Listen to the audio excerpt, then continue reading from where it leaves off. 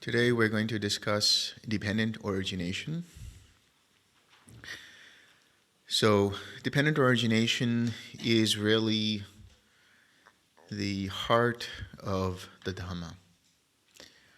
In Majjhima Nikaya 28, Sariputta says that the Buddha has declared that one who sees dependent origination sees the Dhamma, and one who sees the Dhamma sees dependent origination.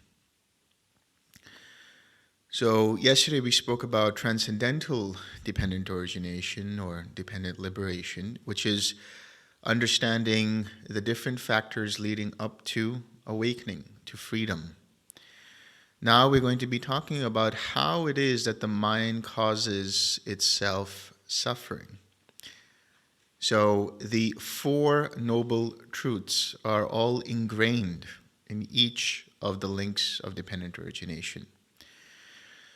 And the way to understand that is whenever we use the right effort process, the 4 R's or the 6 R's or whatever you want to call them, we are essentially understanding the Four Noble Truths. So in Majjhima Nikaya 9, which is the Samaditi Sutta, there Sariputta talks about right view. Samaditi means right view. And he has asked constantly, what is right view? Is there a way to understand right view? Is there another way to understand right view? And Sariputta says, yes, if you understand suffering, you understand the cause of suffering, you understand the cessation of suffering, and you understand the way leading to the cessation of suffering. If you understand birth as suffering, if you understand, so the first noble truth, if you understand the cause of birth, which is bhava or becoming, you understand that the cessation of becoming is the cessation of birth. And the way leading to that cessation is the Eightfold Path. So this is how you contextualize it. You use the Four Noble Truths as a device, as a system, as a method of identifying what is present that is causing suffering, letting go of the causes and conditions for that, experiencing relief from that. And letting go is the Fourth Noble Truth. The process that leads you to letting go is the Fourth Noble Truth. And that is the 4 R's or the 6 R's or right effort. So anytime you hear, the cessation of this is so and so, and the way leading to the cessation of this is the Eightfold Path, that means that they're talking about using right effort. Or it should be understood in that way, because it is through right effort that you go from the wrong factors of the path to the right factors of the path. So what are the links of dependent origination? What are the 12 links of dependent origination? They are avijja, or ignorance, sankhara, or formations, vijnana, or consciousness, mentality, materiality, or namarupa, the six sense bases, or the salayatana. You have phassa, or contact, vedana, or feeling, tanha, or craving, upadana, or clinging, bhava, or becoming, or habitual tendencies, jati, or birth, and dukkha, or suffering, or jara marana. Jara marana is really aging and death. Jara is aging, marana is death. So there are a few ways to understand dependent origination. One is from lifetime to lifetime, how this is basically the wheels, the mechanics of rebirth, how one life ends and another begins. This is the mechanics of rebirth on the macro level. Another way of understanding dependent origination is that it is happening in every moment. There's contact. There's feeling, craving, clinging, becoming, and so on. That's one way of understanding. Another way of understanding is that it is the mechanics for karma. Once you understand what karma is in relation to dependent origination, then you know how to cease karma. So the Buddha has talked about karma in 2 ways. There is old karma to be inherited. What do we say in the morning? Right? Karma, I am the inheritor of my karma. Karma is my relative, and so on and so forth. We inherit old karma as a result of previous choices we've made in the past. So there's a delineation point between the old karma, independent origination, and the new karma, which the Buddha has talked about, the reaction to the old karma, which perpetuates that karma to continue. So once you understand the delineation point, once you understand where karma can be ceased, at what point, then you're able to let go of any further arising of future karma. That's the beauty of dependent origination. It's not just something that's theoretical. It's something that can be applied and understood in every moment of our daily living and in our practice. So let's explore the different links of dependent origination. And we will start from the ending and work our way back. We will start with suffering, with dukkha. So this word dukkha, what does it actually mean? Dukkha. Du means bad or negative or unwholesome or the lack of. And kha is the Pali from the word sta in Sanskrit, which means stable. So dukkha is instability. Dukkha is inconstancy. Dukkha is where, when you go to, and I like to use this because this is the best way of understanding it. And it's the same analogy that the Buddha has used, but it's a little bit updated for our times. It's when you go to the market, to the supermarket, right? And you take one of those shopping carts and you're walking around with the shopping cart. There's always that one wheel in the shopping cart that just is a little off balance. It's always spinning around, or you're trying to move it around and it just doesn't move the way you want it to. That's dukkha. Because dukkha is where the axle of the wheel isn't really matching. And there's some kind of instability over there. This is what dukkha is. So it's manifested in different ways. There are different categories of dukkha. We have dukkha, which is the pure generic kind of dukkha. Then we have the viparinama dukkha, which is the dukkha of change. And then we have sankhara dukkha, which is more of an existential kind of suffering. So what is dukkha here? That kind of dukkha is illness, is aging, is death, is grief, mental despair, sorrow, lamentation, anxiety. All of these are part of dukkha. Viparinama dukkha is the dukkha of change. Getting what you don't want and not getting what you do want. Things continually change. And sankhara dukkha, the existential dukkha, is the dukkha of existence itself, which is when we identify with one or more of the five aggregates. That's why the Buddha has said that the five aggregates affected by craving and clinging are dukkha.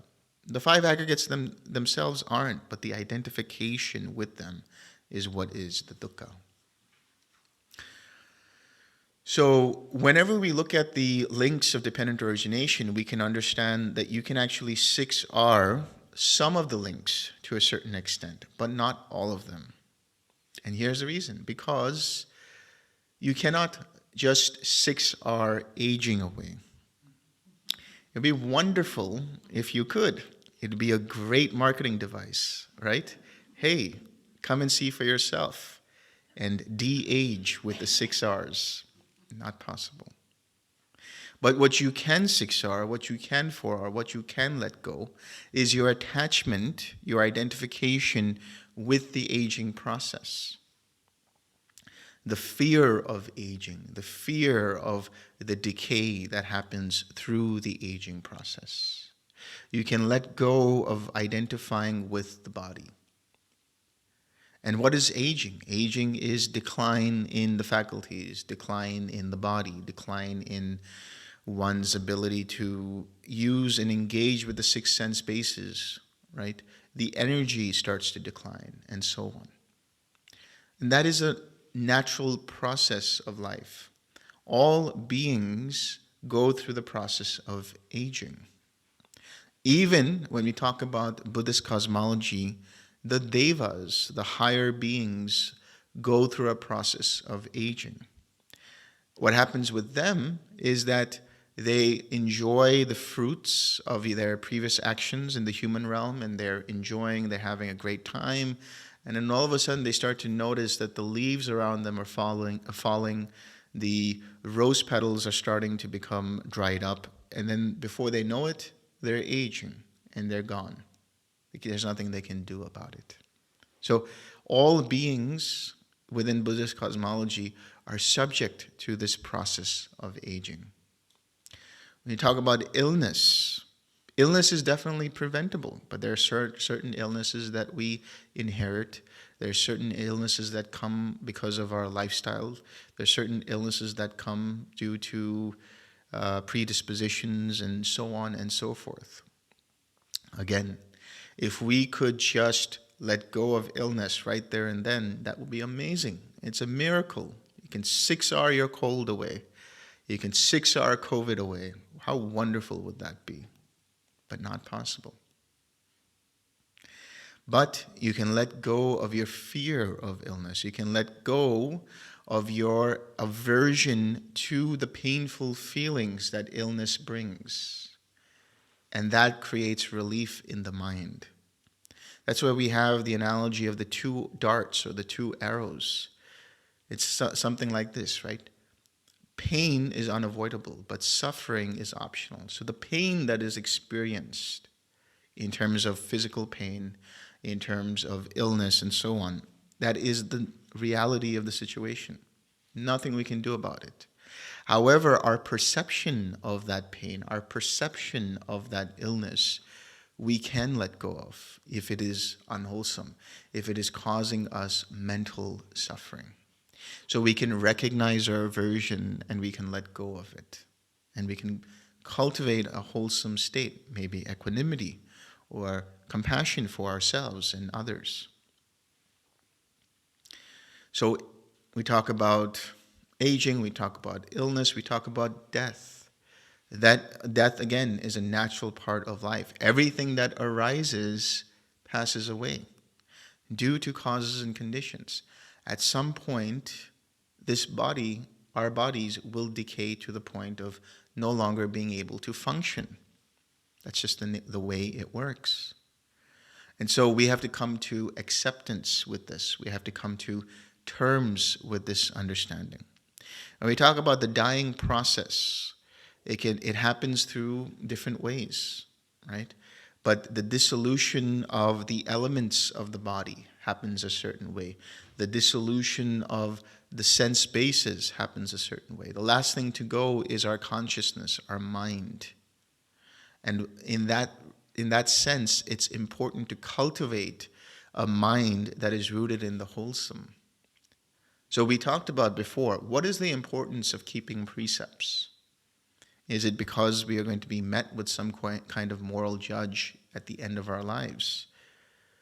Perhaps, perhaps not. We'll have to see. But what we will be met with in our end is a life review process. That's just the way that the mind will unravel things as we continue to fall apart in the dying process. And perhaps the things that are brought up in that life review process, if they have been primarily unwholesome, will bring up unwholesome memories. Highlights, karmic highlights of that life. But if we've been wholesome, then the karmic highlights will be also wholesome. That's why the unwholesome leads to further unwholesome states, because we have regret, we have remorse, we have fear, we have confusion of why is this happening, what's going on. And because of that, it creates a mindset, It activates certain kinds of formations, which we'll talk about later, that activate a certain kind of consciousness that drifts from this life and goes into the next life, and that life is primarily unwholesome. But if it has been wholesome, then there is attachment to that wholesome. There is a sense of elation in that wholesome. And from there, it activates a certain set of formations.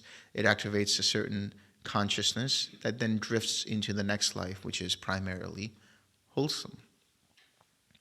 So dying is just a natural part of life. But what we can let go of is our fear of that. The anxiety around the ending of something. There can be the death of the body, there can be the death of a relationship, there can be the death of events, the death of situations, and the death of friends, the death of people that we love. When the mind identifies with the body so much, when the mind identifies with this process of the five aggregates so much, the fear of death is ingrained in that. The fear of the ending of any kind of relationship, the fear of loss is a terrible thing. As Master Yoda would say, the fear of loss is a path to the dark side. What does that mean? It means the more that we are afraid of losing something, the more we self-fulfill that prophecy of losing that thing. And we act in unwholesome ways to keep grasping to it from that fear of loss. And in doing so, ultimately, tragically, we lose it. So how do we let go of that fear of loss? Well, again, using Master Yoda's quote, he says, somebody asks him, how do I let go of that fear of loss? And he says, train yourself to let go of everything you fear to lose. Let go of the identification process with everything. This is my family. This is my set of friends. This is my father. This is my mother. This is my brother. This is my sister. This is my girlfriend. This is my boyfriend, my husband, my wife. This is my body. This is my. This is all me, mine, myself. You let go of that, and what remains? Just whatever is. This person here is there right now. But one day it will all go. The relationship will go. This body will go. This mind will go. That's the power of these 5 recollections that we do in the morning. It allows us to prepare for that. It makes us understand that indeed there is nothing in this world worth holding on to. Because all of it is dependently arisen. Being dependently arisen, it has impermanence in it. When it arises, it will also pass away when the causes and conditions go away for it to rise. And by that very nature, it is also dukkha. Even if it's a pleasant experience. Right now, we might have a pleasant experience of being with our family members, being with our friends, or being with a community where everything is wonderful, or celebrating some life event. But it will not continue. It will change. It continues to change. And for that reason, all pleasant experiences that are conditioned are liable to cause dukkha. And therefore, they should not be seen as me, mine, or myself. And I'll get more into what that means when we talk about the 5 aggregates.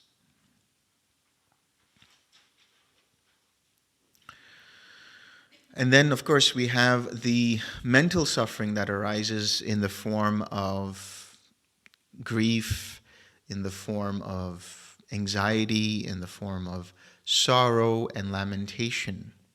These are all conditions of the mind that arise due to something that is unpleasant. Does that mean grief is a bad thing? And does that mean sadness is a bad thing? Does that mean, being in sorrow and lamenting is a bad thing? I say no. It is just an experience. There is grief present in the mind. Why judge it? Why fight it? It's okay. It's there. To be not okay with it is the issue here. To want it to change is the issue here. Fine, the mind is in grief. It's okay. If you accept it, if you allow that grief to be there and understand through the principles of the Dhamma that this grief too shall pass, then you allow it to be there, you allow it to be processed, and it goes on. And it goes away. Likewise, with any kind of mental experience, it is just an experience. Hindrances are suffering, sensual craving, aversion, restlessness, sloth and torpor, doubt. It's there. Okay. So the first layer of that is to recognize it and to accept that it's there. Stop trying to fight with it. Stop trying to engage with it by reasoning with it. Can you just go away, please? Yeah. Trying to push it down, push it away. Let it be there. It's okay. Fine. What I'm choosing to let go is my taking it personally. What I'm choosing to let go is that process of identifying it as mine.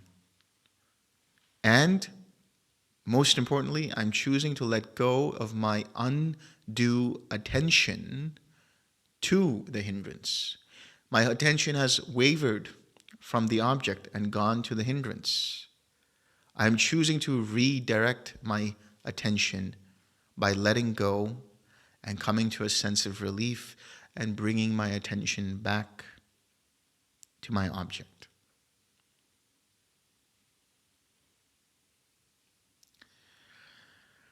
Then we talk about viparinama dukkha, the dukkha of change. So, the dukkha of change is because we cannot accept change itself. We want things to be the same always. We are in this jhana, and we want this jhana to continue. We have a lot of peace in the mind. I hope this peace of mind continues. I hope it continues in my next sitting. And you come back to your next sitting, and there's a lot of activity in the mind. And how do you feel? Terrible. Why? Because you expect everything to be the same. You don't like change. We don't like change as humans. All beings, even though we can adapt to change, our bodies can adapt to change, and so on and so forth. Mentally, we want everything to be the same. Why? Because it's comfortable. We don't want to stray from our comfort zone. So we don't get what we want, or we get what we don't want. And so when we have this experience of joy, we say, wow, this joy is great. I hope it continues. And we try to lock into that joy and say, oh, I'm going to stay here. And the more we lock into the joy, guess what happens? The joy drifts away. Anything you chase after, it wants to be chased. And so you just keep playing that game of chasing. But as soon as you let go and you just stay here, what happens? The joy just comes to you. The loving kindness comes to you. The equanimity comes to you. It's a process of relaxing into it. Any kind of pushing is a kind of craving. Any kind of locking in is a kind of craving. Just being available to loving kindness. being available to joy. Which means there is an intention there, of course. The intention is to let go of any of our expectations and just to be present here and now. And saying, hey, I'm open for loving kindness to come. But at the same time, I'm not waiting. Because waiting is just another synonym for craving. One time, this was probably last July, somewhere around then. I was with Venerable Metananda, and we were on our way to Boston. And we were at St. Louis Airport, and we were waiting in line to check into the airport. And I told Venerable Metananda, you know what? Samsara, the majority of samsara is nothing but just waiting. We're always waiting for something. We're waiting in line. We're being waited on for our food. Even if we're preparing the food, we're standing there watching the microwave and the food rotating for a minute or two. We're waiting. But then the food is too hot, so we're waiting for the food to cool down a bit. There's always some kind of waiting that's going on. And that waiting is samsara. Waiting for the next best thing. Waiting for jhana to happen. Waiting for peace of mind. Waiting for security. Waiting for this, that, or the other. It's just another word for samsara. Another word for craving. That's why boredom arises in the meditation. You're just sitting there and you're meditating, and it's very deep, it's wonderful, it's a new sensation in the mind. Great, I'm very deep now. Now what?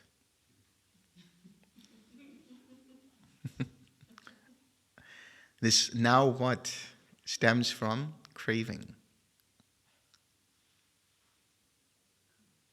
So if you can have this level of disenchantment and equanimity and just stay there without being in the waiting room for nibbana to happen, without being in the waiting room for a jhana to happen, then before you know it, when you least expect it, it happens. That's what Venerable Metananda would say. Expectations are dukkha under construction. Right? So let go of expecting things. Just be present. That's it. Just be available. And when you do that, whatever changes happen are accepted as they are. This is the true meaning of equanimity. Whatever changes are happening, there's absolute acceptance of it. Then there's no suffering of change. Then there is no viparinama dukkha. Whatever comes, comes. Whatever goes, goes. Be it pleasant, be it unpleasant, be it neutral. And then finally, we have this sankhara dukkha, this existential suffering that arises when we identify with one or more of the 5 aggregates. What are the 5 aggregates? Form, feeling, perception, formations, and consciousness.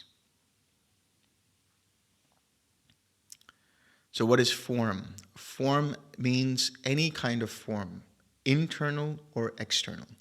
The forms of our body, the forms of this phone, the form of this table, the form of these books, the form of these flowers, all is form, rupa. In different levels, right? So in different mixtures of the different elements make up that form.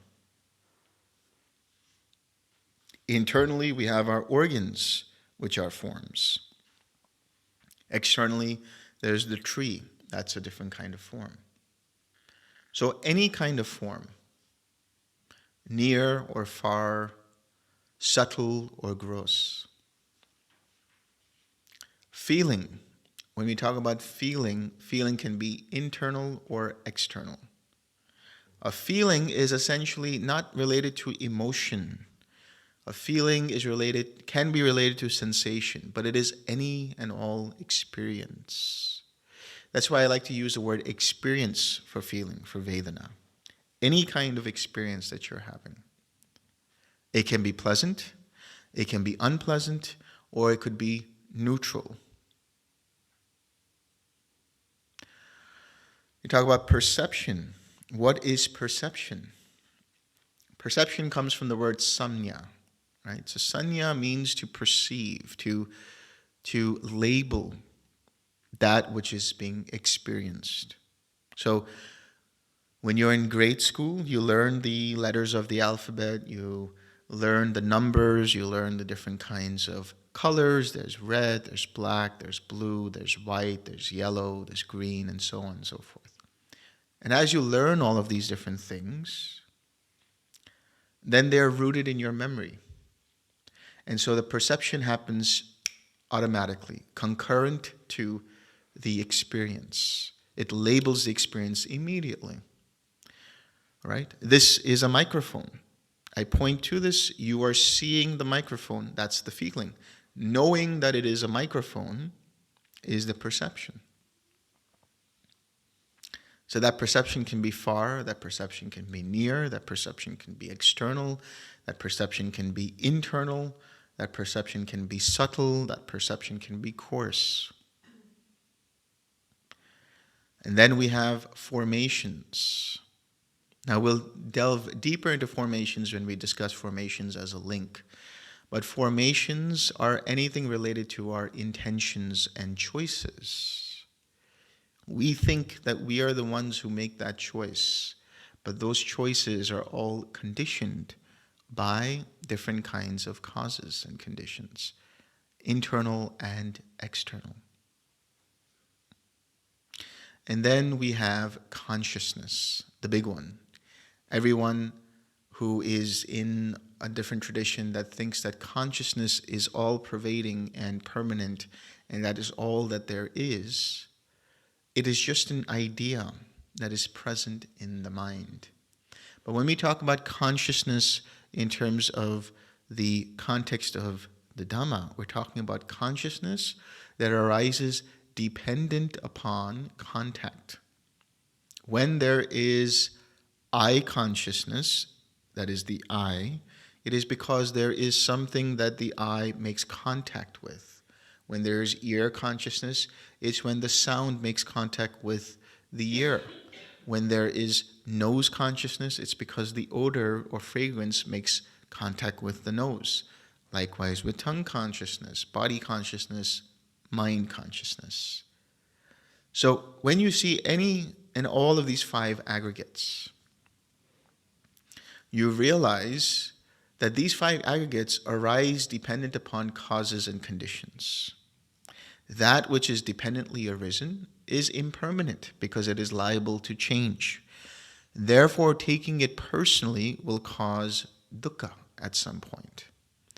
Now, why is it that we say that these five aggregates are not me, not mine, not myself? Why is it that we say all conditioned experience is not me, not mine, not myself? Because at the time of the Buddha, let's say, even now up until this point, but even before the time of the Buddha, there was the idea of the Atman. In Sanskrit, we have the concept of Atman. This is in Vedanta, this is in other Indian philosophy, and so on. And what is the concept of the Atman?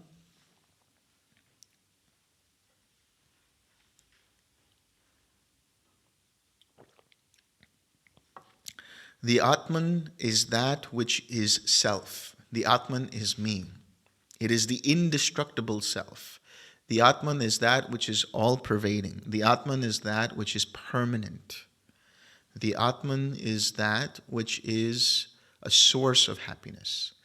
Now, let's say that there is such a thing as the Atman, for the sake of understanding and clarity.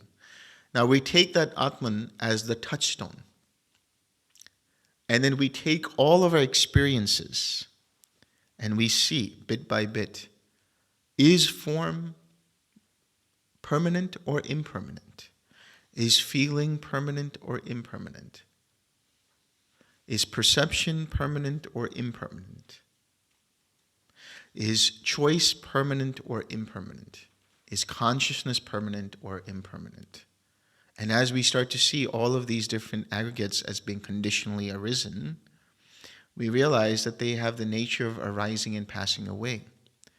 But wait, the Atman is permanent. The Atman is indestructible. The Atman never changes. But each of these 5 aggregates changes. The Atman is the source of happiness, permanent happiness. But each of these aggregates can be liable to cause suffering. Even if they are pleasant in that moment, the fact that they change is also suffering. And that is what we mean when we say anatta, that which is not self.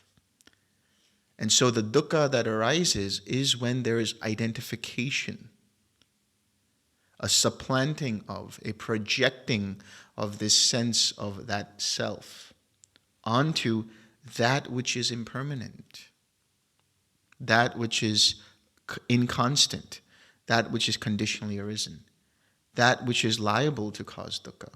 And that's how we experience dukkha. Every time we identify, that's the existential dukkha. But as soon as you let go of the identification process, then everything is as is. Then there is no dukkha.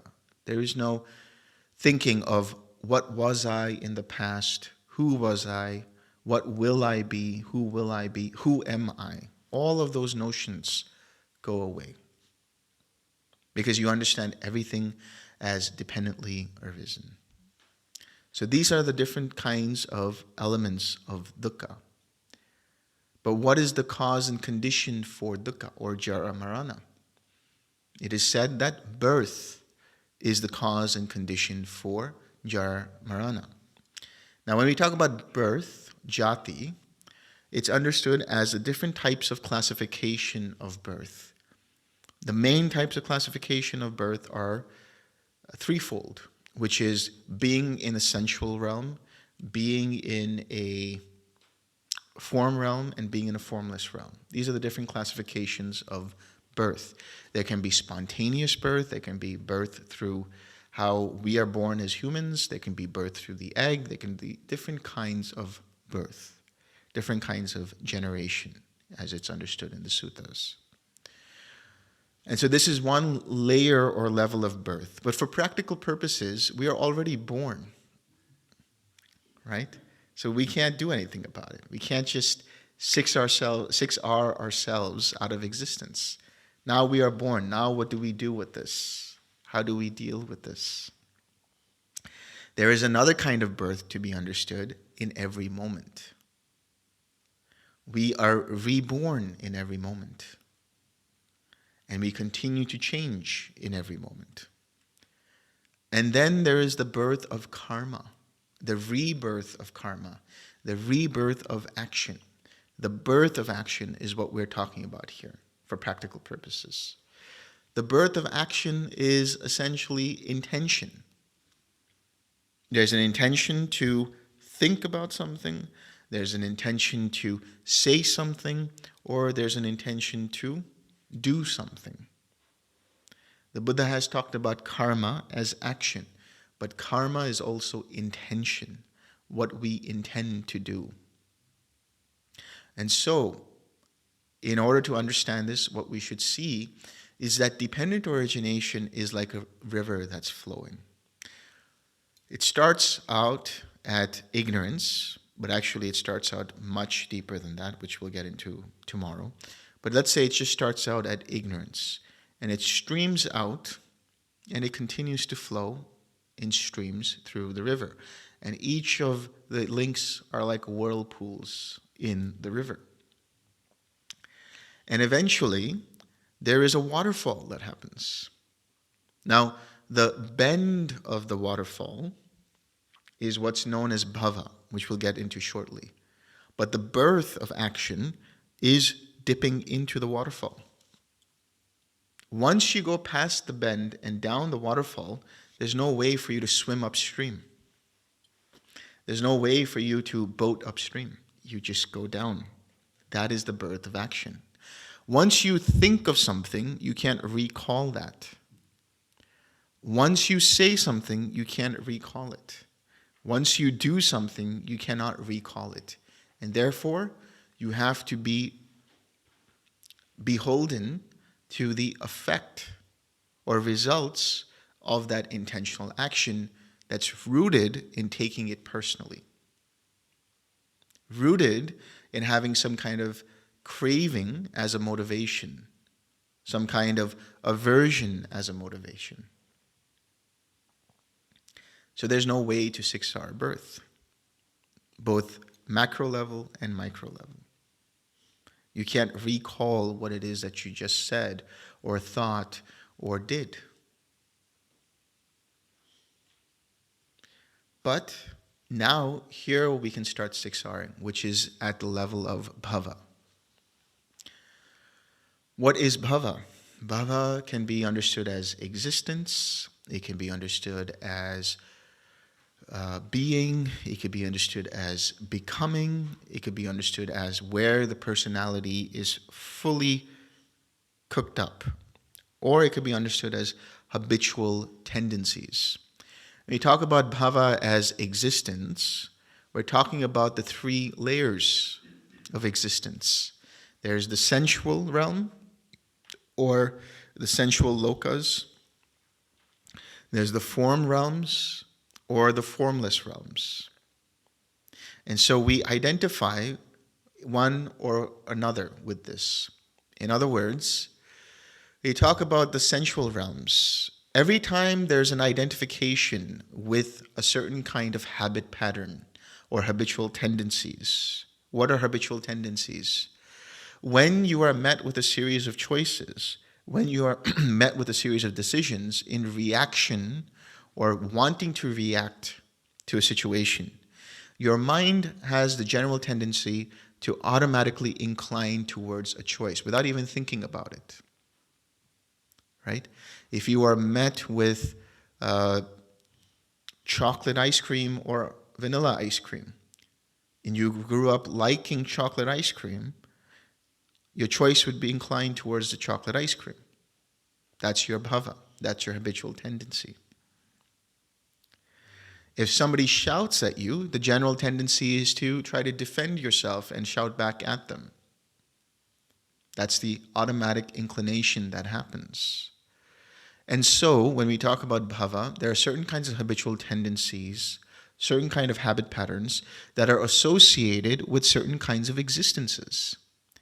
Now, let's just take aside the idea of the Buddhist cosmology of the different realms. But let's take into account the psychological states that can be identified with these different realms. In other words, if somebody is generous, if somebody is forgiving, if somebody is kind, if somebody is compassionate, if somebody is joyful and grateful, then their psychological state is very deva-like. If somebody is jealous, somebody is greedy, somebody is always grasping at things, then their mindset is like a hungry ghost. If somebody is only about food and sex and the indulgence of the sense pleasures, then they're very much animalistic. If somebody is violent, if somebody inflicts violence on others, is angry all the time, then what is their psychological state? It's like hell. But if somebody is always in a state of being happy and joyful and in jhana, then their psychological state is identified with being like in the form realm, being like a Brahma. Or somebody continues to cultivate the arupa states, then their mindset is likened to be in a formless realm, being in infinite space, infinite consciousness, nothingness, neither perception nor non-perception. So these habitual tendencies, they can be wholesome and they can be unwholesome. You can continue to recondition the habitual tendencies from being unwholesome. How? Using right effort. Before you react, notice what the inclination is. Notice what the intention is that's arising. And if you catch yourself going towards the unwholesome, 6R, 4R, let it go. And replace it with the wholesome. When you do this, you change karma also. Now the birth of action is not the same. Now the birth of action is different. And bit by bit, you eradicate that unwholesome karma. So that waterfall, the bend of the waterfall, you are still able to kind of struggle upstream, but you can still go upstream. But it's a little more difficult. But it's easier just before that, which is clinging. Now you can, with right effort, let go of clinging. Clinging comes from upadana, which is to grasp, which is fuel, which is attachment. And there are 4 kinds of clinging. There is sensory or sensual clinging. There's clinging to views. There's clinging to rites and rituals. And there's clinging to self-view. What is sensual clinging? What is clinging in general? Let's understand that first. Clinging is that process of rationalizing why it is you think you like something, or why it is you think you hate something, or why it is you think you identify with something. It is the associations that you make.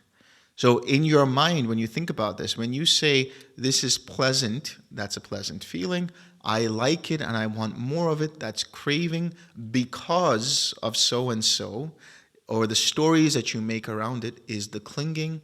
Therefore, I am so-and-so is the personality that is developed at becoming or habitual tendencies and from which you act. This is the mental process that happens in your mind.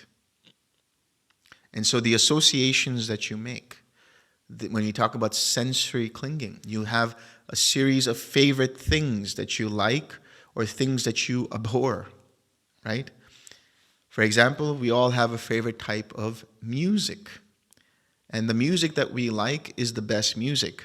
But the music that this generation likes is all trash, right? Why? Because we grew up liking a certain kind of music. And we associate good memories and feelings with that music or with that genre. We have a certain kind of taste that we like. We like a certain kind of flavor of food. But we associate that because of the memories that we have with it. We have we have a favorite kind of fragrance. We have a favorite kind of texture that we enjoy. And so these favorites, these ideas, these stories that we create is clinging, sensory clinging. I don't know how it is here in Europe, but when you go to, for example, Walmart or any of the supermarkets, you will see that all in the cereal aisle, all of the colorful cereal is all at this height. Why? Because you have toddlers toddling away and looking at the different cereals and enamored by the color and the characters on the box.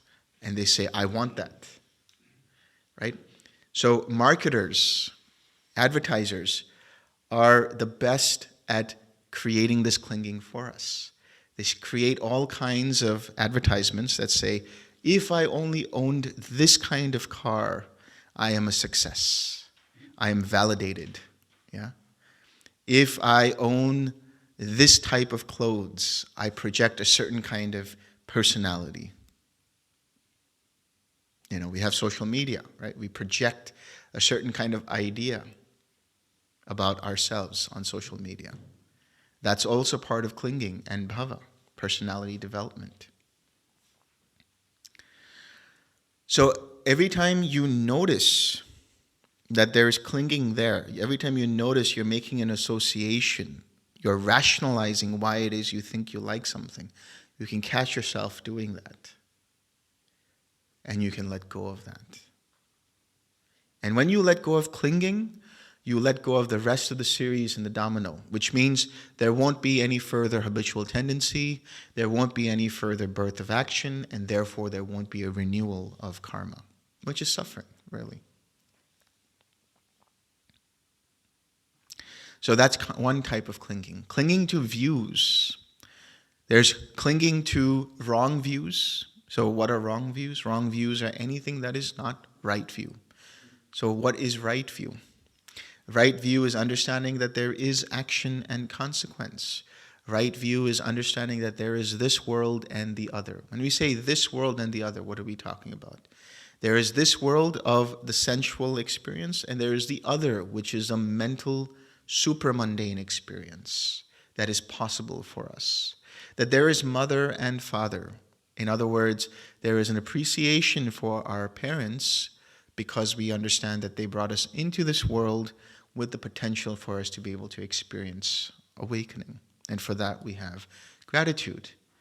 That there is this process of karma, and that there is meaning in giving, there's meaning in sharing, there's meaning in what is offered. In other words, these are all part of uplifting the mind by being open, by being generous, by keeping the precepts. There's meaning in all of this. That there are those who have walked the path and can show the path. This is all part of mundane right view. Super mundane right view is the understanding of the Four Noble Truths. That one understands what is suffering, one abandons what is the causes of suffering, one experiences the cessation of suffering, and one cultivates the path leading to the cessation of suffering. That's right view. So wrong view has to do with anything that conflicts with this, and it causes us harm, it causes us suffering. Clinging to views can also be clinging to our opinions, clinging to ideas, clinging to concepts, clinging to ideologies. When we cling to views, what happens? You read Majjhima Nikaya 18, the Honeyball Sutta, the Buddha says, when one has opinions about things, one can create disturbances. One can become so attached that it can lead to wrong speech and wrong action, even to the taking up of the stick and sword. We see this for ourselves now in our reality. We've seen this for thousands of years, tens of thousands of years, that this has happened. There's a clinging to some kind of idea. I am right and you are wrong, and therefore you don't deserve to live. So clinging to opinions. Somebody had said once, I wake up and make my coffee, and I turn on the TV and I'm watching the news, and it gives me all kinds of anxiety and all kinds of suffering. So what should I do? I said, stop watching the news. Most of the news that we watch, especially in America, I will say, most of the news that we watch is all just opinions. Just a bunch of talking heads giving their opinion about the reality, the so-called reality that we're experiencing. And what happens? We take that and we identify with it and we say, oh, this makes sense to me. So some of us identify as conservatives, some of us identify as liberals, some of us identify as this or that. Identity, identity, identity. That is the clinging that happens. And then we defend that because we have identified with it. And now in the habitual tendencies, based on that kind of clinging, we will react to a situation. So if you find the mind starting to cling to becoming opinionated about something, you can let go of that. Because there's tension there. There's suffering there. It creates a habitual pattern. It creates a habitual tendency from which we react. And of course, there's also clinging to the dhamma itself, becoming a dhamma defender. Right? We're doing this practice, or we're doing some kind of practice, and we say, oh, this is a great practice. Everybody should be doing this practice. Why? Just be happy with what you're doing. From your actions, from your behavior, people will be inspired. And then they'll come to you and ask you, what are you doing? And if you feel like you want to talk about it, you talk about it. Why be a Dhamma evangelist? And why defend the Dhamma? The Dhamma doesn't need any defending. The Dhamma is the Dhamma. When you identify with the Dhamma, when you cling to the Dhamma, then it is just like you having taken the raft from one shore to the other shore and then carrying that raft with you while you're walking up. Just leave it. You have utilized the Dhamma for its purposes, which is freedom of mind, which is the cessation of suffering, the ultimate happiness. So why cling to it? If it is giving you peace of mind, why cling to it? The clinging itself is disturbing you from that peace of mind.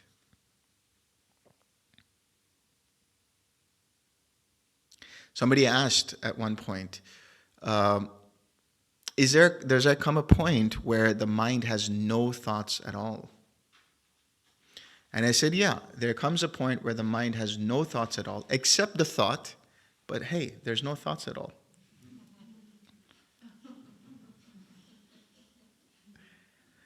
So that's what you have to let go. That last part is the identification with that too. But if you hold on to that, then what happens? You generate more thoughts. The same way you hold on to the Dhamma, what happens? You generate more suffering for yourself. Stop identifying with things. Just let them go. Use them for the purposes of what they're required for. So that's clinging to views. Then we have clinging to rites and rituals. This is a corny joke from Bhante Sujato. It's not mine, it's Bhante Sujato's. I'm just giving you that caveat. He talks about clinging to rites and rituals, and that comes from the word sila, right? And pabata and upadana. So sila here actually means rock. And pabata means to move forward.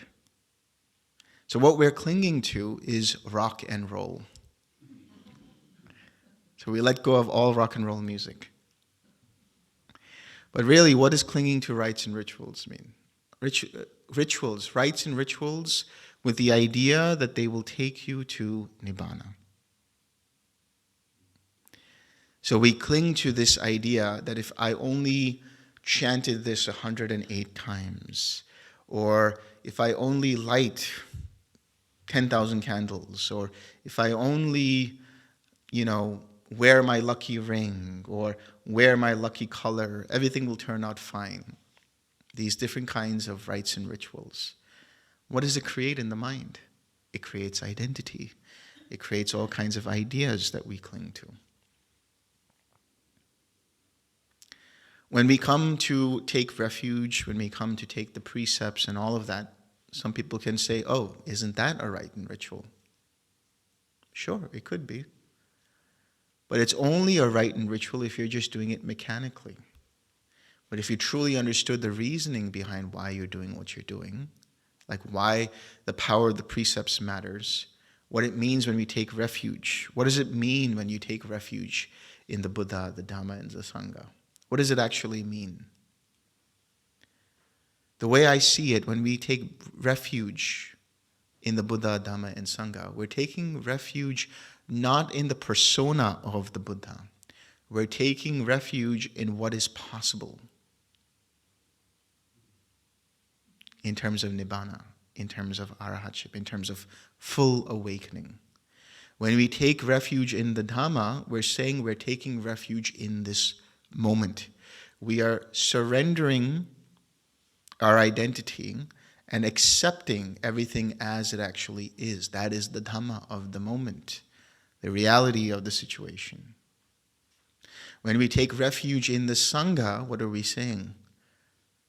We're not taking refuge to a particular Sangha. We're not taking refuge to a particular person in the Sangha. We're taking refuge in what the Sangha represents, which is the community of fellow practitioners.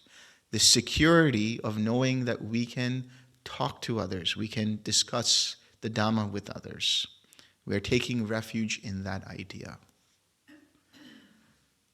But the greatest of this is to take refuge in the moment, take refuge in the Dhamma. Because it is through the Dhamma that we are able to liberate the mind. This is the way I see it. Taking refuge in the Buddha and the Dhamma and the Sangha is allowing or letting go of our sense of selves, of identifying with things, and allowing the Dhamma to flow through the Sangha. Because we are part of the Sangha, which means we allow the Dhamma to flow through whatever is going on, even if it seems like it is counterintuitive or contradictory to what we expect. There goes that word again, expect. But we allow things to be as they are. And so we let the Dhamma flow through us. We become harbingers of the Dhamma. We become embodiment of the Dhamma. Through our actions, through our speech, through our meditation, through our sharing of merit, through all of the actions that we produced in alignment with the Dhamma.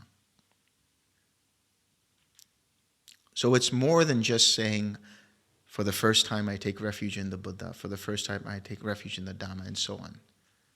It is a conviction, it is a commitment to surrender the ego, to surrender that which identifies with things, and to let it go.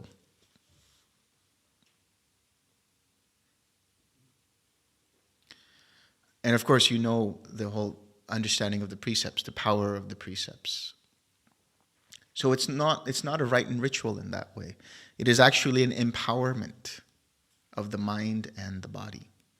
It's an empowerment of the mind to be ready to do the work, which is what?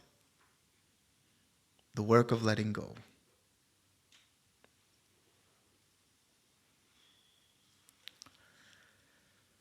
And then we have what is clinging to self-view. What is self-view? There are 20 different kinds of self-view. And what it means is, it's the 5 aggregates, right? Multiplied by the 4 types of views. The view that the one or more of the 5 aggregates are me, or that I am in one or more of the 5 aggregates, or the 5 aggregates are in me, or that I am separate from the 5 aggregates. These are the different kinds of self-view. And so anytime you notice the mind saying me, mine, or myself in relation to an experience, in relation to any of the 5 aggregates, if you catch the mind doing that, and you can let that go and see it as an impersonal process. So when are these different clingings fully eradicated? The clinging to sensual pleasure is fully eradicated when one becomes an anagami. The clinging to views becomes fully eradicated when, first and foremost, at stream entry, when one establishes right view, but fully eradicated when you let go of even defending the Dhamma, when you become an arhat. You let go of all clinging to rites and rituals, or eradicate it when you become a stream enterer. And you let go of the intellectual belief in a personal self, the clinging to that idea, again, at stream entry. So, Clinging is the rationalizing of why it is what we think we want, or what we don't want, or what we identify with. So clinging has a cause and condition. What is that? Craving, tanha. What does tanha mean? Tanha literally means thirst. It's to thirst for something. Being a millennial, I find it quite funny that we have a word like thirst now in our, let's say, slang. To be thirsty. Right? For millennials, you know what that means, for those who understand that. But we've come full circle now. So what is this thirst? What is this tanha we're talking about? We're talking about three kinds of craving. Sensual craving, craving for existence, and craving for non-existence. Another way of looking at craving is I like it, I don't like it, or I identify with it. So sensual craving is related to any of the 5 physical sense bases. I identify with this, or I like this pleasant experience, or I don't like this pleasant experience, and I push it away. That's the sensual craving. The craving for existence means craving to be something. The craving to be in a kind of jhana. The craving for nibbana itself. The craving for wealth. The craving for status. The craving for being in a certain kind of realm. These are all craving for existence. Now, there's a difference between that craving and chanda. What is chanda? Chanda is a wholesome inclination. So there's a difference between the chanda towards nibbana, which means, the analogy here is, you set the course for nibbana. Right? You set the rudder in the direction of nibbana. But in that process, you don't get obsessed. Are we there yet? Are we there yet? That's the craving. So you can incline your mind towards the wholesome. You can incline your mind towards the dhamma. Completely fine. But getting obsessed by every step of the way, that's the craving that you have to let go of. Craving for non-existence, right? I don't like what's going on right now. I don't like this hindrance being present in the mind. I don't like being here on this retreat. I don't like being part of this family. I don't like being in this country. I don't like being. So every time you notice I want something, I don't like something, or I want to be something, or I don't want to be something, these are all elements of craving. Now, craving can manifest as tightness and tension in the mind and in the body. But it can be subtler than that. It can be manifested as different kinds of residues in the mind. You know, some kind of emotional knot that's there in the energy system and so on. So the idea here is to think about craving as that which is the fight or flight response. That's one way to look at it. You are met with an experience and you fight or flight, right? Let's say you fight, you want to get something, you grasp at it, or you flee from it, you go away from it.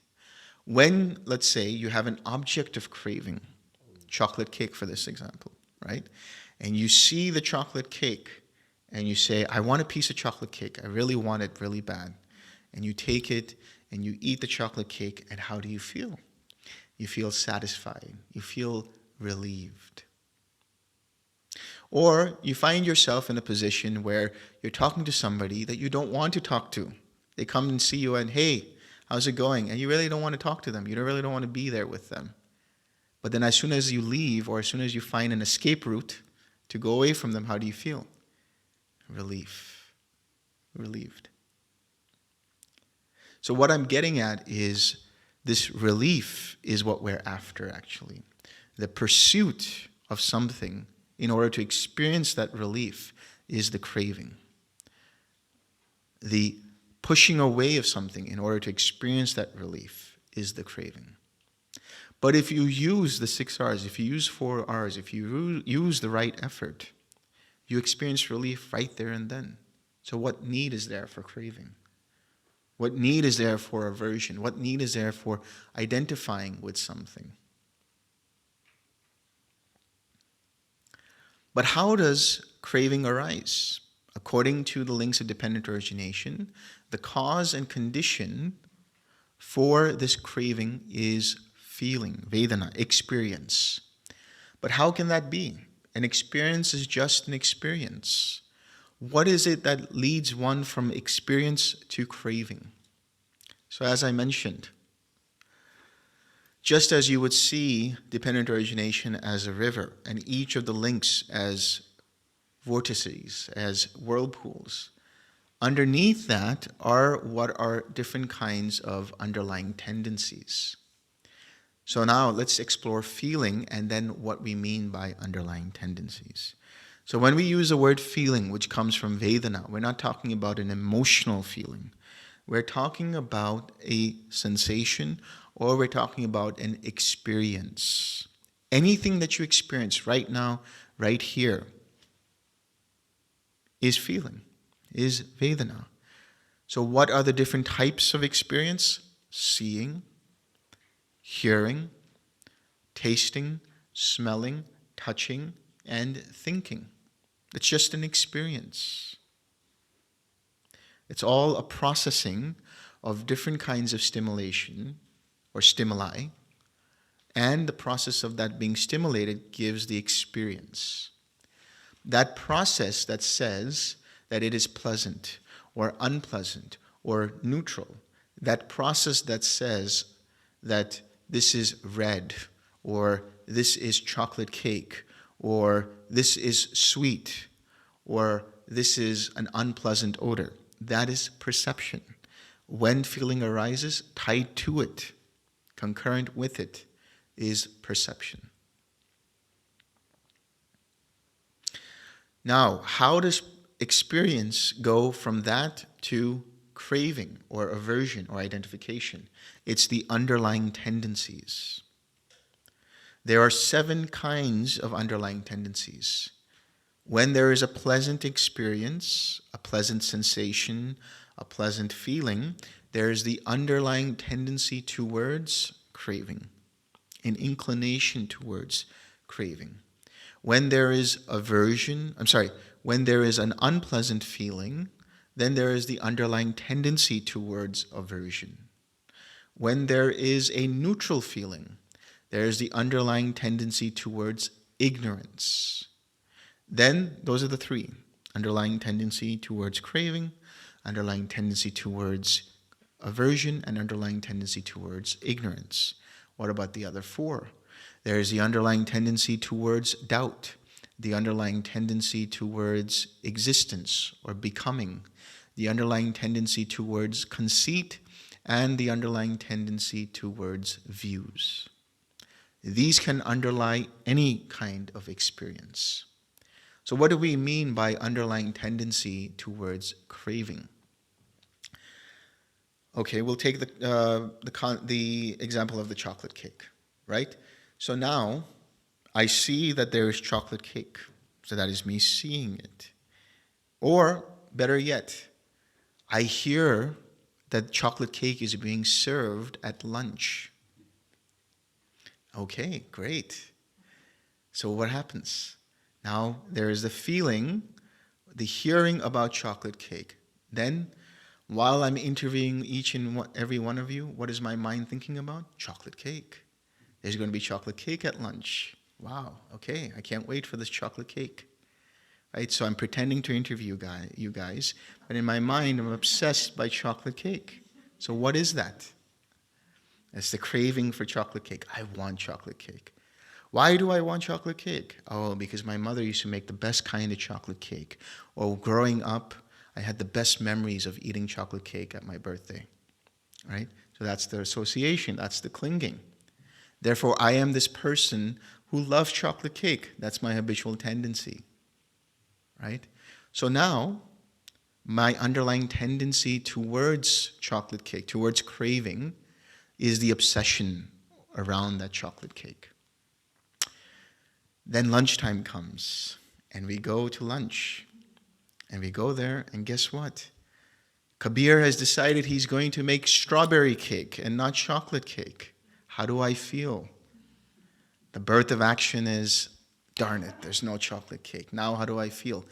Grief, sorrow, lamentation, and despair. There is no chocolate cake.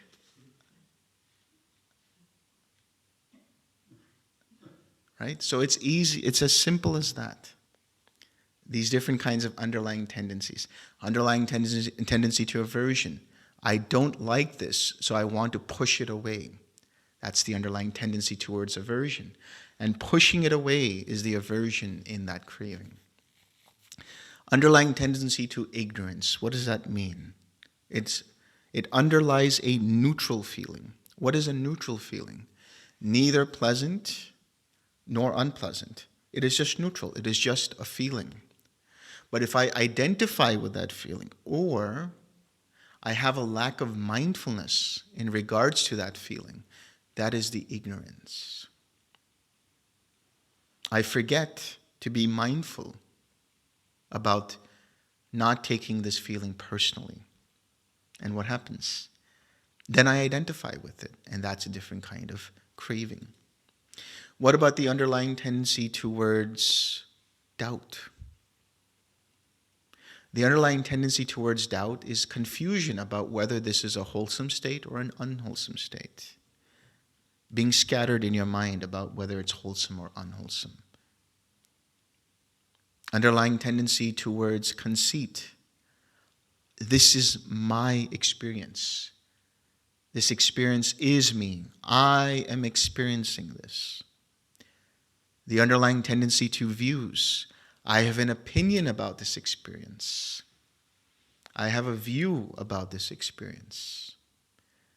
The underlying tendency towards bhava, or becoming. I like this experience and I want more of this experience and I want to become this experience. So I'm thinking in the future about how I can replicate this experience. In that way, I'm obsessed by it.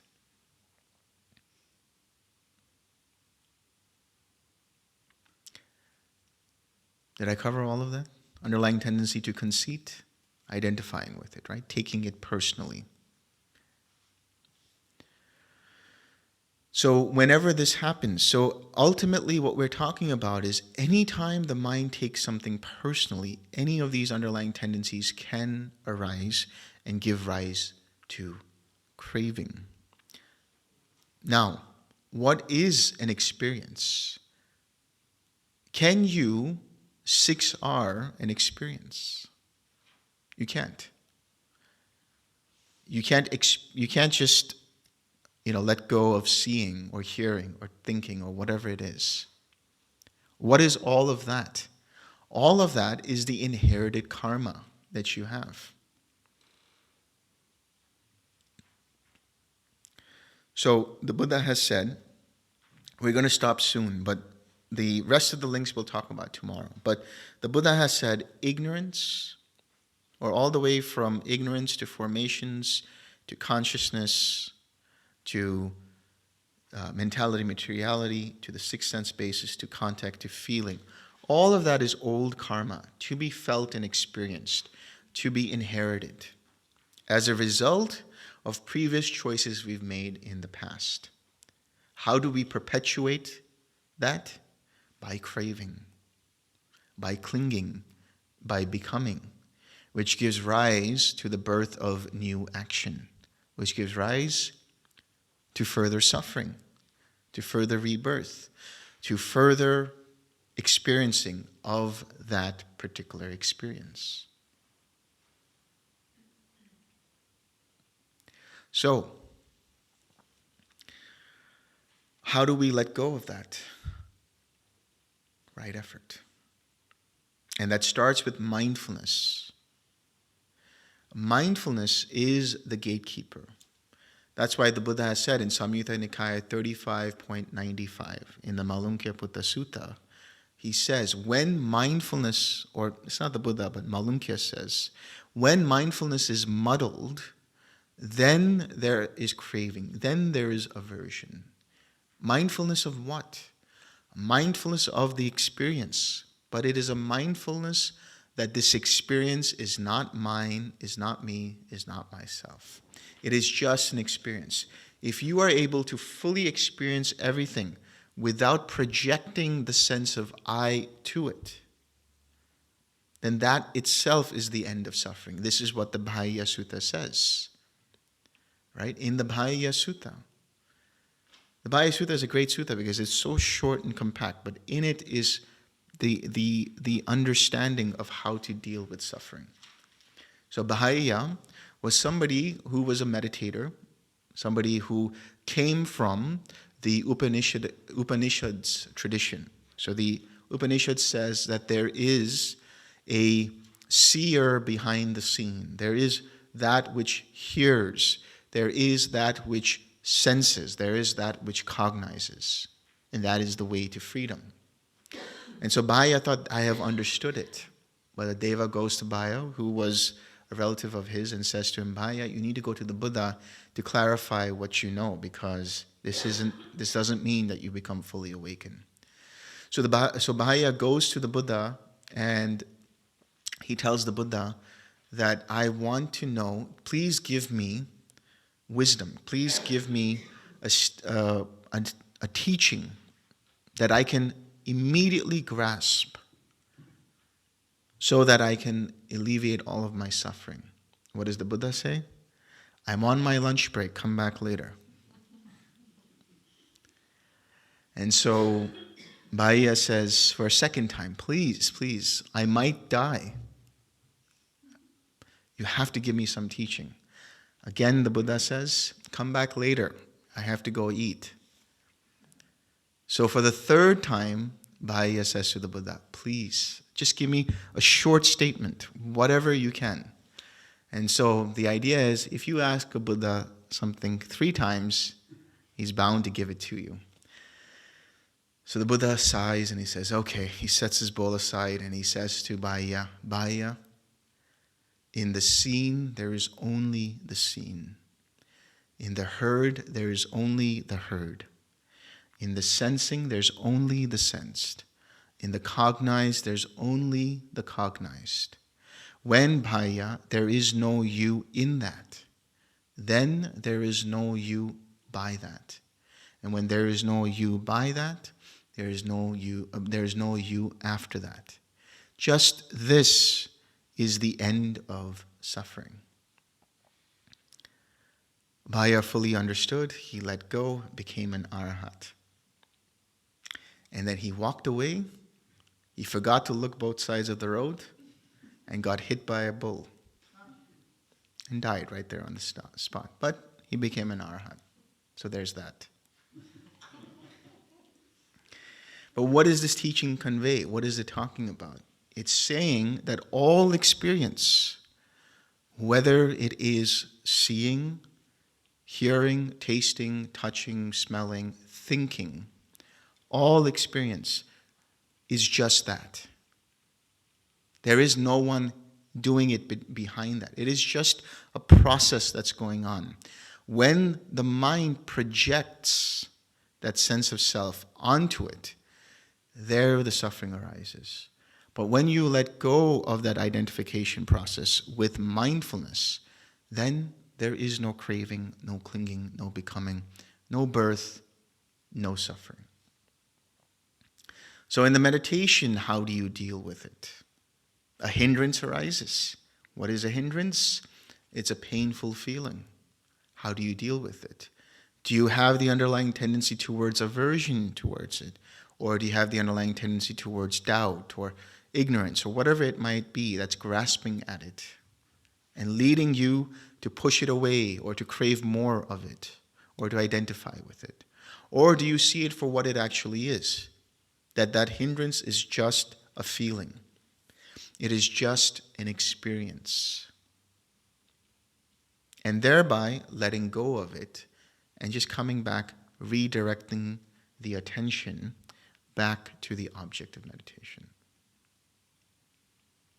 So treat all experience as just that. It is just an experience.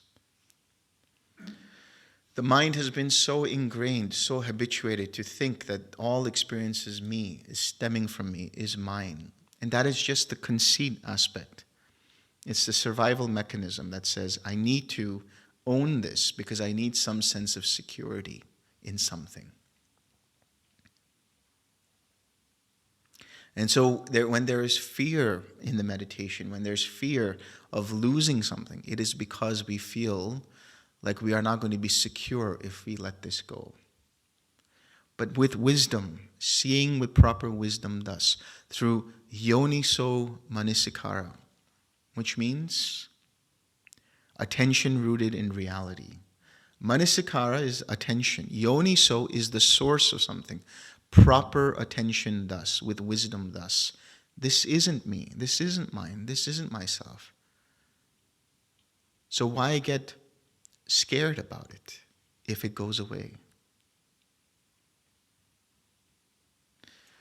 So when you start to see the world in this way, as an impersonal process, and then your security is not in the process.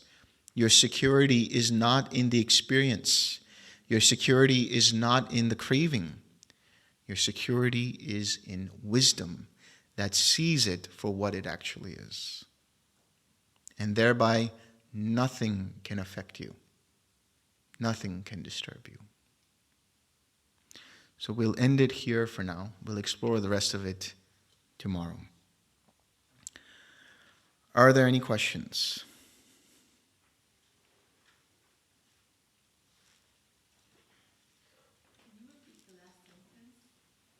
What did I say? Oh. Yeah, your security is not in the process. It's not in the experience. It's not in the ideas. It's not in any sense of self. Your security is in wisdom that understands everything as not me, not mine, not myself.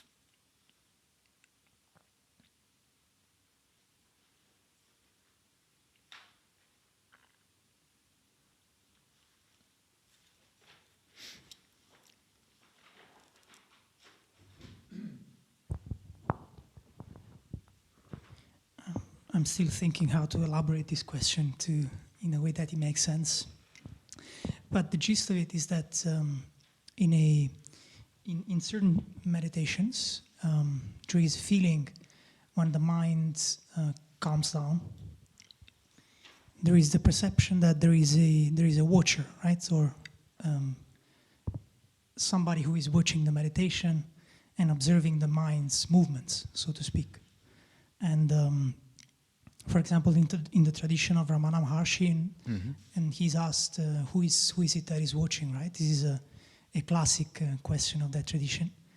And what you just said before, like in the hearing, there is only the heard, and I'm kind of wondering, is there a kind of relationship between these two contexts? Like there is a watcher, but then the Buddha says, in the hearing, there is only the heard. But that kind of contradicts my experience, that in a way that I can actually feel that there is a difference. Yeah, that is exactly why the Buddha used those words, because, like I said earlier, Bhaya came from the tradition of the Upanishads, which says that there is a watcher behind this. Having seen in his mind that this is the case, the Buddha said, if you just see an experience as an experience, and you let go of identifying or projecting self in that experience, that is the end of suffering. He's not saying that there is no self in the experience. All he's saying is, let go. You can observe all you want, that's fine. But let go of taking it personally. Let go of identifying with it. And then the process just flows as it is, without renewal of any further karma, without renewal of any further suffering. So the sense of the observer, the sense of the witness, and all of it, these are all helpful tools for for the mind to experience metacognition. That's all it is. It's just metacognition, being aware of the processes of the mind. And that is guided by and dependent upon the intention to see it in that way.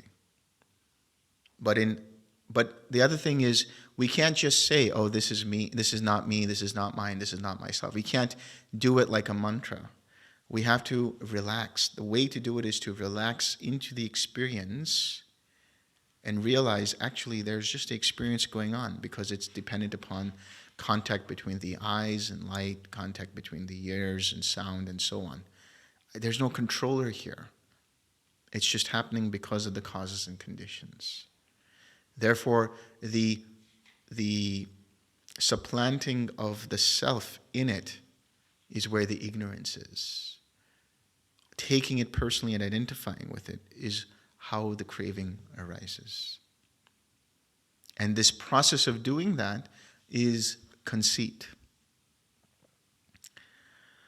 There are different types of conceit. There's something like up to 40 different types of conceit. There is a sheet, I don't know if you have that available, but maybe we can make it available at some point, which talks about the different kinds of conceit. There's the conceit in relation to our body, the conceit in relation to our friends, in relation to relationships, in relation to knowledge, in relation to wisdom, in relationship to possessions, in relationship to the six sense bases, in relationship to anything. So these kinds of conceits are all basically the mind saying, this is me, this is mine, this is myself. So if there's anything to let go of, it's to let go of the sense of ownership, the sense of identifying with something. It is what it is, and that's it. You see, there's always the mind trying to find the self because it's looking for that security again. It's looking for something that is stable in a world that is inherently unstable. The ultimate security arises by having let go of the need to be secure in anything, including the sense of self.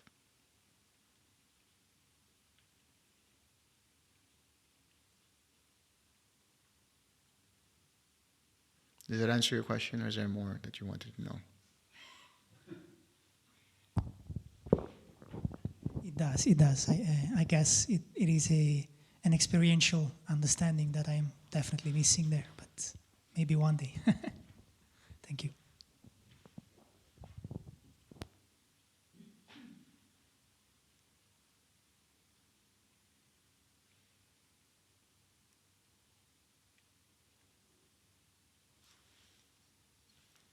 Here,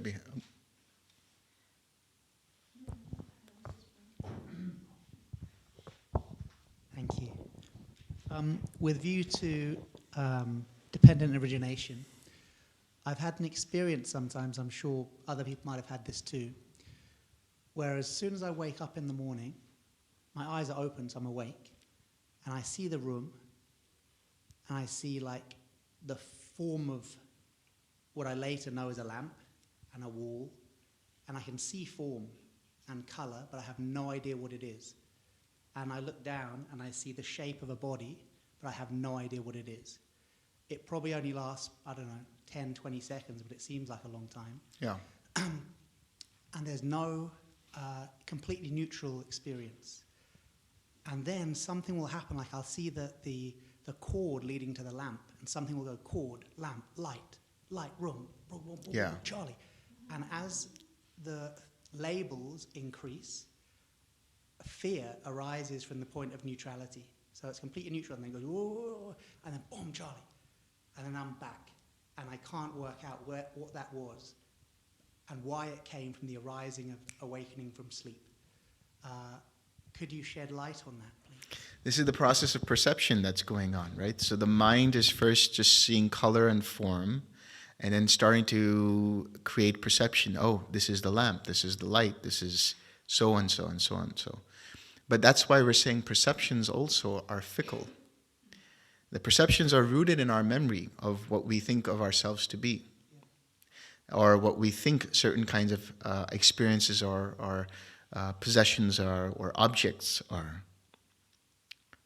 That's why when you let go of all conceptual proliferation, this is what is known as conceptual proliferation, where the mind takes it and proliferates an idea and generates an idea. So one of the ways that Bhante Vimaramsi would illustrate this is you take a chair, for example. Right? You take a chair and you take one leg of the chair away, is it still a chair? Right? Or you take a book and you tear one cover, is it still a book? Right? So everything that is there is a composite of different concepts that the mind looks at.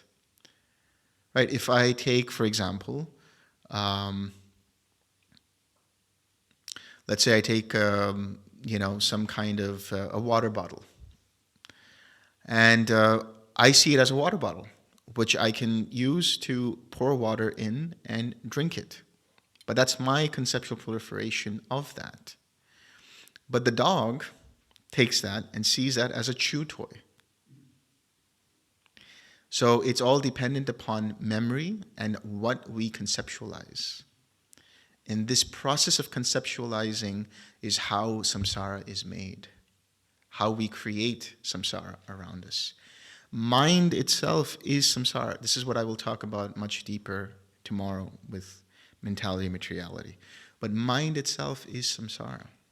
Everything we experience as samsara is all made in concepts. That's why a synonym for nibbana is nipapancha, meaning non-conceptual proliferation. No more concepts. The non-conceptual mind. So that neutrality that you're talking about is the mind that is free of all concepts. And in that space, you can still see, but not only is there no seer, but there's no projection of a concept to what is seen. Likewise with the other experiences. Thank you for that explanation. A follow-up question. Why does it happen so rarely, and why is it always just when I wake up from sleep? Yeah, because that's when you're most relaxed. When you wake up from your sleep, your mind is actually pretty free of everything in that moment.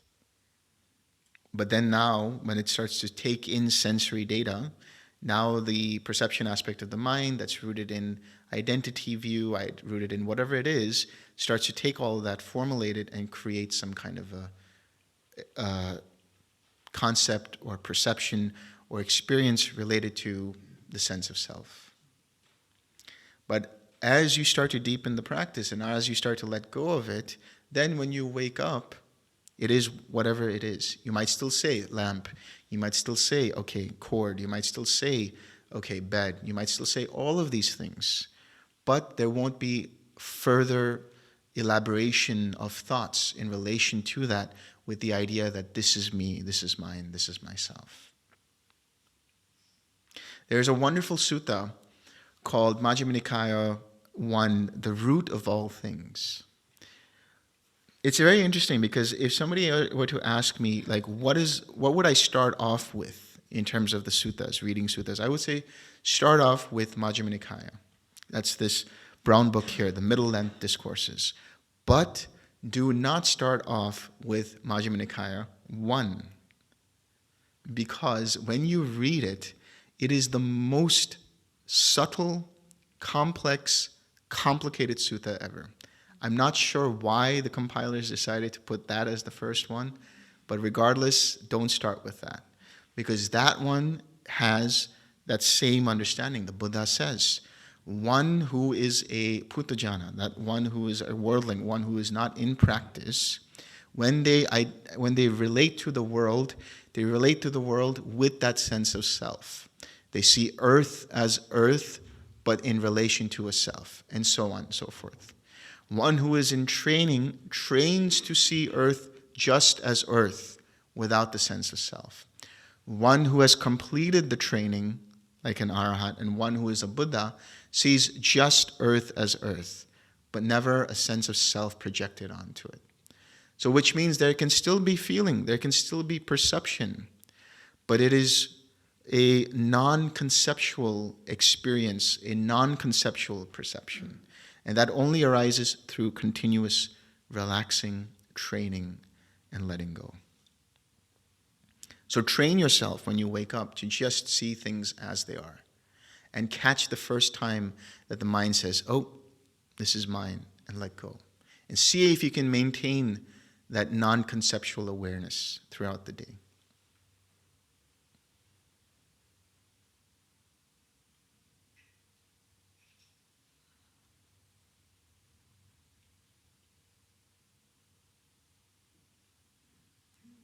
Yeah. I'm trying to find the answer from the Buddha on violence. Trying to find The answer from the Buddha on violence, on violence, on self-defense. of self-defense, yeah. You should not be a doormat, Right. we say. Yeah. Israel has the right to defend itself, is seen as good. It doesn't work. Yeah. It is not Buddha, I think. Right. But So there is a sutta called the simile of the saw. Yeah? And it's a very interesting sutta because it talks about there's this guy, this monk, who spends a lot of time with the nuns, and whenever somebody says something to the nuns, he gets offended by that, and he tries to defend them. And so the Buddha then gives him a discourse, which is the simile of the saw, and he says that if one were to abuse you or verbally attack you, what would you do? You would just see it as it actually is. It's just sound rather than getting offended by it. And he goes to even more extreme lengths. If one were to even saw you, saw your leg or saw your limbs, to what extent would you have loving kindness? And so on. Now this is a very interesting sutta because the way I see it is that it is directed primarily to monastics. There's another similar sutta where one of the disciples of the Buddha decides he wants to go to a different city and meditate over there. And the Buddha says that city is not friendly to us monastics or to our Sangha. So what would you do if you were to go there and if they were to say something to you? Then he says, it would be okay because I would say in my mind, at least they did not hit me. And then the Buddha says, but what if they did hit you? What would you do? And then he says, well, at least they didn't stab me. Well, what if they did stab you? Well, at least they didn't cut off my fingers, and so on and so forth. So this is really, I would say, in my understanding, primarily directed towards monastics, that they have to be completely free of any kind of violence or any kind of defense against themselves. But I'll give you another illustration, which is from Bhante Vimaramsi. He was talking about, there was this woman who was a student of Munindra, and she was practicing loving kindness, and she was, I think, in India, and she had her umbrella because it was raining, and she was in an auto rickshaw. And when she was getting off from the auto rickshaw, somebody was grabbing onto her and manhandling her. And she was sending him loving kindness, and she tried to escape from the situation. She went to Munindra and she said, what should I have done? You know, he was doing this. Should I have just let him do whatever he wanted to do? So was I right? He said, what you should have done is you should have taken that umbrella and smacked him with loving kindness. But when we talk about conflict, when we talk about situations, because there's a lot of people involved in this, and there's a lot of identity view, there's a lot of clinging to opinions and ideas and ideologies. So it's a very complex and complicated situation, whatever conflict that we talk about. But I think the general notion is that self-defense, to the extent, when we talk about from the individual to individual, self-defense to the extent that we are defending from being harmed, but also evading the attack so that the one who is attacking doesn't break the precept of harming. Of harming, the first precept. In other words, we defend, but we don't inflict damage to them. We evade, so that not only are we protected, but we protect the other one from harming us. But this is a very complex issue. This is something that's very complicated when you have more people involved, more ideologies and views involved in this process. But I think if you look back in the suttas, the general understanding is we have to be loving and kind. But at the same time, I would say everyone does have a right to live, and everyone has a right to defend themselves. But in what way does that happen? You can't do that either, because if you do that, yeah. If you let someone kill you, you're allowing them to break the precept of killing you. It's a nice reason not to do. Yeah.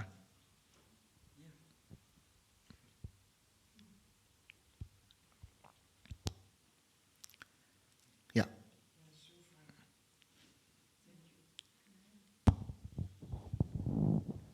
Yeah, it's I think very difficult questions and difficult answers. I mean, all the Buddhist sanghas in Israel are very confused right now because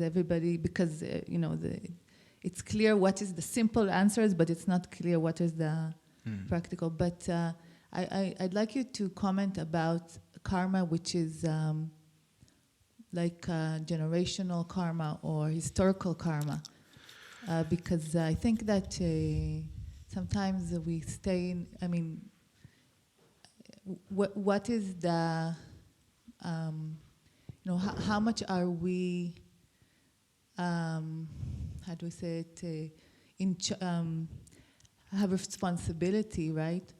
So this is like the samsara you were talking about, but it's also karma, that if we want to think of at least temporary solutions, sometimes the solutions are not only the two conflict sides, it's the greater picture of historical karma, that brought people to a certain place and made them do bad karma to other people, and religious ideas, and and then if we want to think of peaceful solutions for the whole world, then how do we look at the broader picture of karma? Yeah, so from the Buddhist context, so this is very interesting about karma, since you brought this up.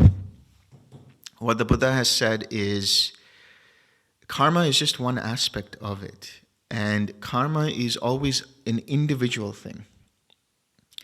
So, I mean, we speak of generational karma or ancestral karma or karma of a group of people or society and things like that, but actually what it is different levels of individuals' karma coming together.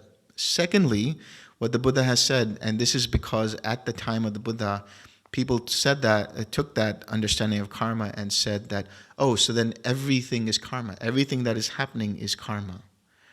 And the Buddha said that is one way to look at it, but actually, karma is just one element. There is the consequences of action, but there's also unintended consequences that happen.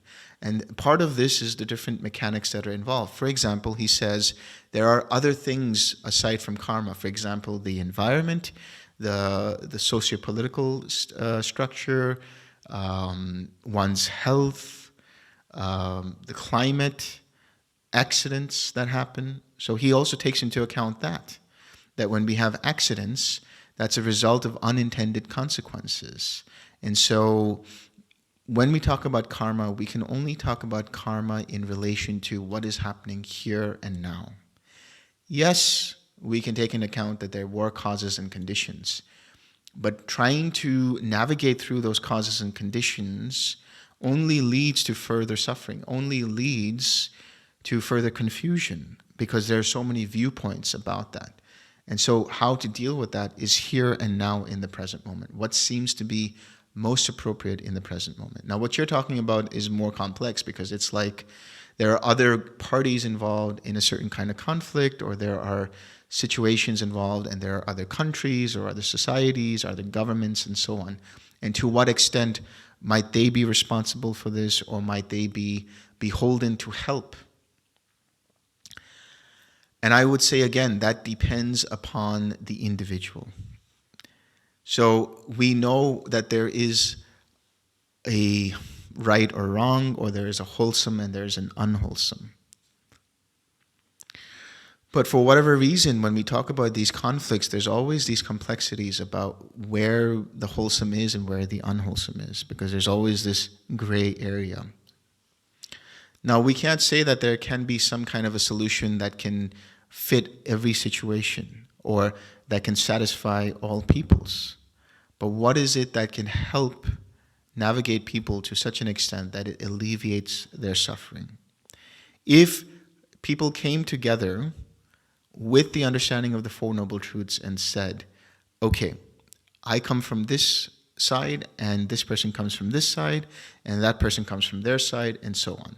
Now, can we come to a mutual agreement using the Four Noble Truths and understanding what is the mutual suffering that we're all experiencing in this moment? And can we come to a point where we can say, these are the causes and conditions?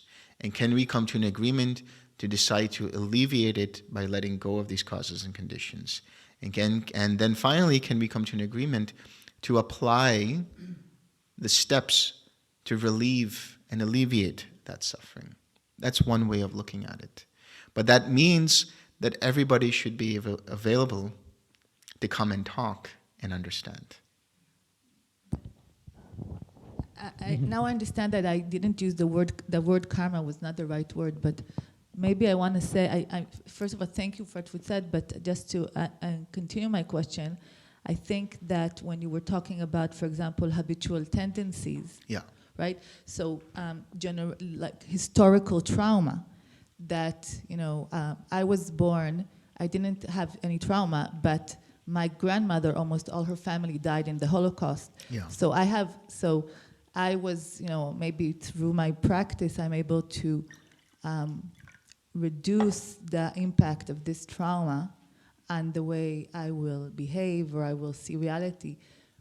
But but in other cases, it can affect action and intention, right? Yeah. So it's things that didn't happen to you, but you inherited it from other people. Yeah. So you're not responsible only. So you're responsible to bring awareness. Yeah. To get free from that. Yes. But this is so. I thought this was karma, but now I understand that you. Yeah, I see what you're saying, because that's a very interesting point that you bring up, and this we will talk more about, because even in terms of the things we inherit, in terms of even generational or genetic inheritance, because even the pain and suffering that's there from our grandparents or our great-grandparents can go down that genetic line and be experienced by us. Absolutely true. This happens all the time. I mean, we also have certain traits that skip a generation or multiple generations and then are met by that particular individual. But the understanding is the same there in terms of, now what do I do with it? I can do forgiveness. I can go back and try to heal the wounds that are present in me that I've inherited.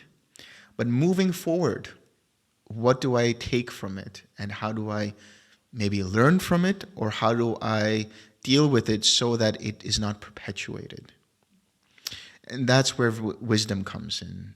And maybe that wisdom is informed by compassion, or sometimes it's informed by equanimity, or sometimes it's informed by empathetic joy, because that's also important, being able to share in the joy of other people. So dealing with that kind of inheritance of that kind of karma, let's say, is really always to do with what we can do in the present. That's the only way to deal with it. But that requires the wisdom to know what is appropriate and what is required for the present moment circumstances, which means that it will not always be the same. It means it won't always be universal. It will change depending upon individual circumstances.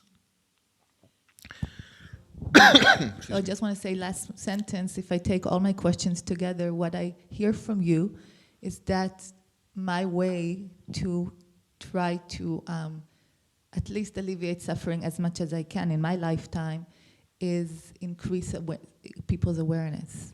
So the more people that will be more mindful and aware and be able to have the skill of compassion, then at the moment where there is a choice of people to go this side or that side, then there will be maybe a little bit more chance for the wholesome.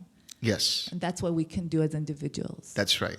Every present moment, every given moment is an opportunity for us to make our world internally and externally a better place by choosing towards the wholesome, which means we are responsible in that moment for our own actions in terms of whether we cling to a view, whether we cling to an identity, or whether we let go of that and see what is better for not only ourselves, but appropriate for the greater good.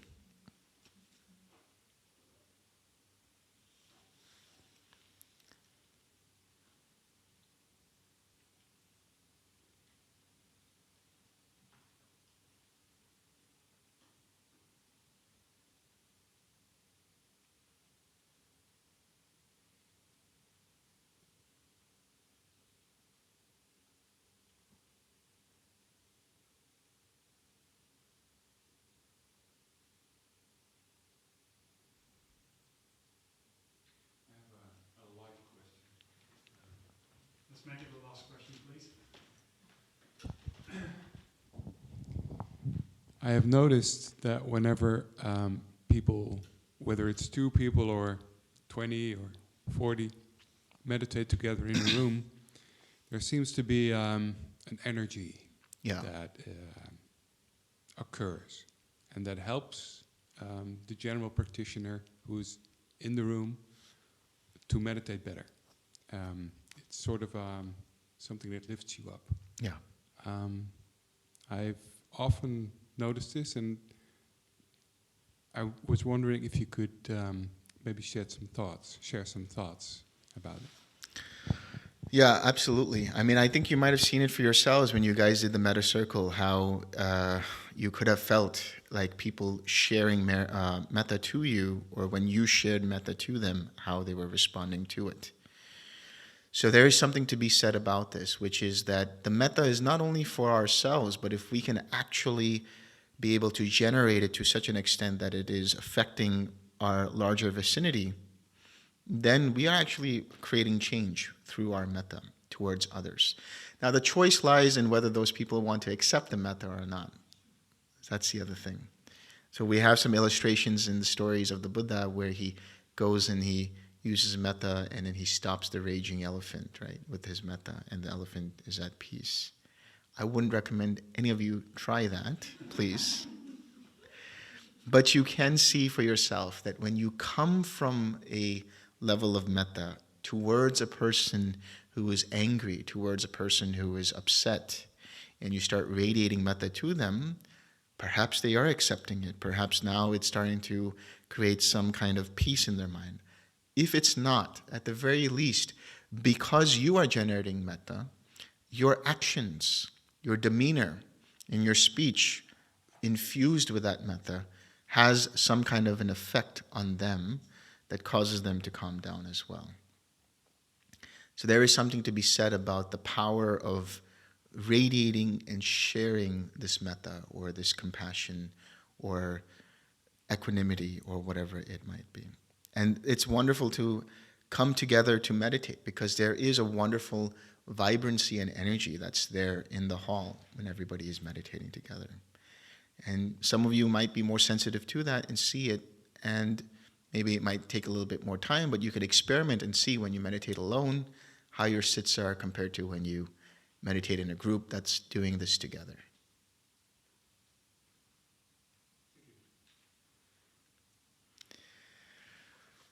Okay, let's share some merit. May suffering ones be suffering free, and the fear struck fearless be. May the grieving shed all grief, and may all beings find relief. May all beings share this merit that we have thus acquired, for for the acquisition of all kinds of happiness. May beings inhabiting space and earth, devas and nagas of mighty power, share this merit of ours. May they long protect the Buddha's dispensation. Sadhu, sadhu, sadhu.